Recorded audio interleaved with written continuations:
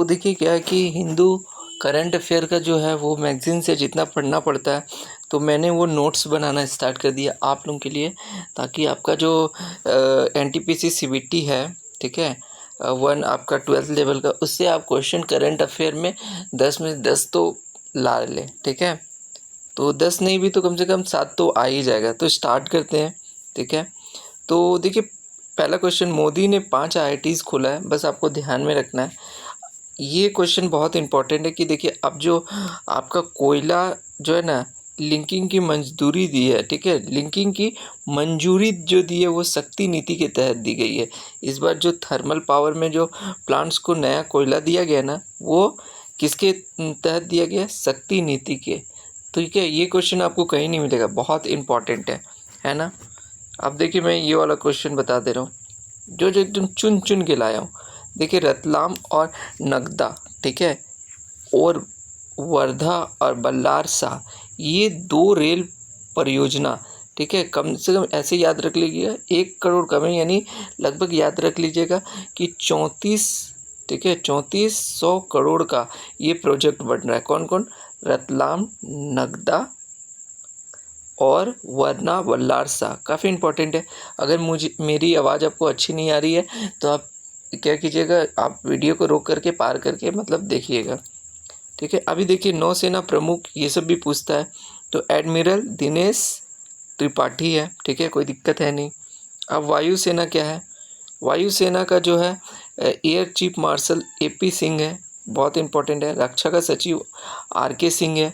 देखिए ये वाला टॉप मोस्ट है, ये क्वेश्चन आपको शायद सीबीटी 1 जो है ग्रेजुएट लेवल में, उसमें किसी न किसी शिफ्ट में देखने को मिला होगा या फिर आने वाले एग्जाम में मिलेगा।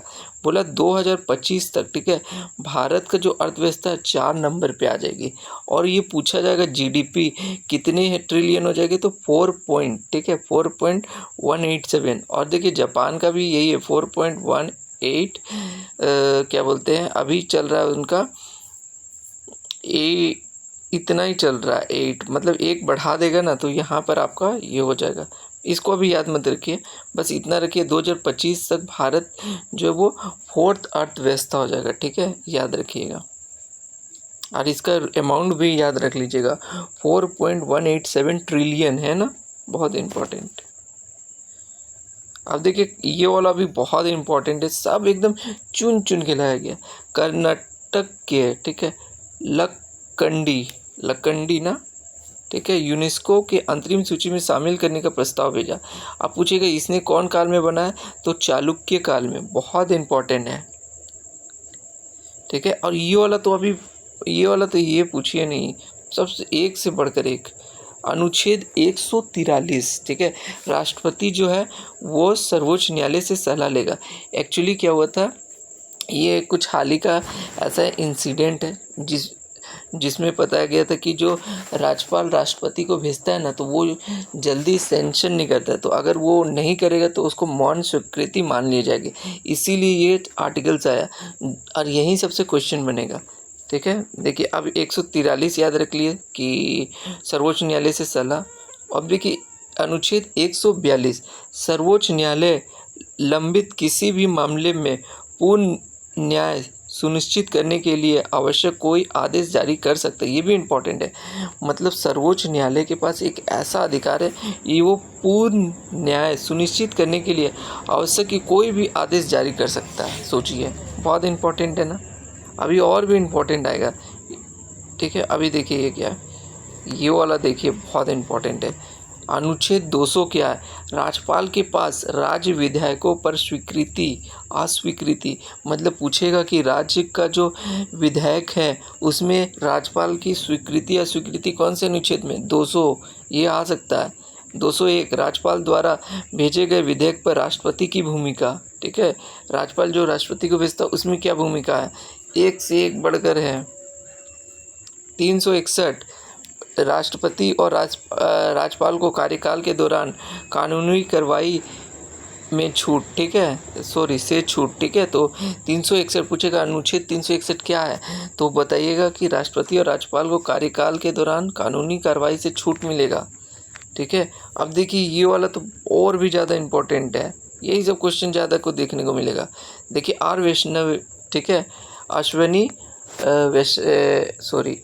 वैष्णव ने नोएडा और बेंगलोर, ठीक है, नोएडा और बेंगलोर में याद रख लीजिए 3NH सेमीकंडक्टर, ठीक है, डिज़ाइन किया है। ये काफ़ी इम्पोर्टेंट है, पूछेगा किस जगह और कौन सा मंत्री जो है वो 3NM सेमीकंडक्टर डिज़ाइन किया है, मोस्ट इम्पोर्टेंट है।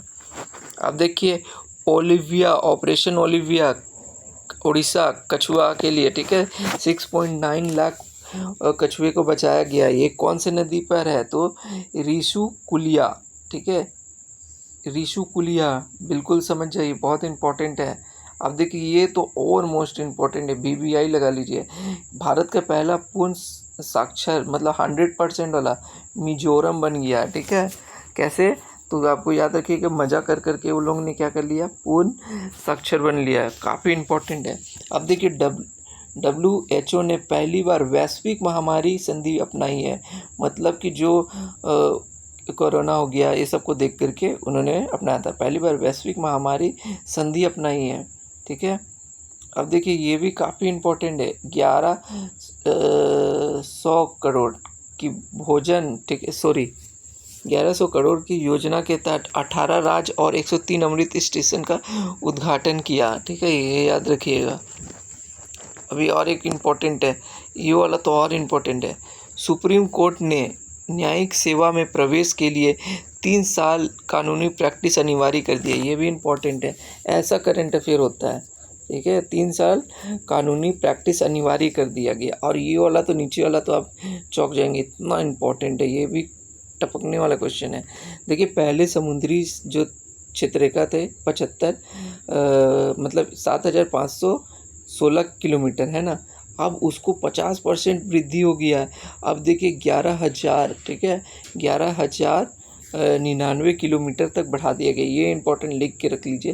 तो और ये 20 क्वेश्चन में मैं गारंटी दे रहा हूँ 1 से 2 क्वेश्चन आपके एग्जाम में देखने को मिलेंगे ही। तो हर दिन अब देखिए चैनल को लाइक शेयर सब्सक्राइब जरूर कर दीजिए, क्योंकि अब जो आपका क्या होने वाला है कि हर दिन 10 करंट अफेयर आएंगे द हिंदू के, और फिर जाके 10 जो है स्टैटिक्स जी के आएंगे, और 10 जो है आपके मैथ के क्वेश्चन आएंगे कॉन्सेप्ट वाइज जो आया है NTPC में, ठीक है, और 10 कोई पॉलिटी हो जाएगा, कभी हिस्ट्री हो जाएगा, कभी ज्योग्राफी हो जाएगा, ठीक है, उन सब से रिलेटेड मतलब दिन भर में 40 क्वेश्चन आएंगे जो A to Z आपके 30 दिनों में NTPC को पूरा कवर कर देगा। तो मिलते हैं नेक्स्ट वीडियो में, तब तक like share subscribe, thank you.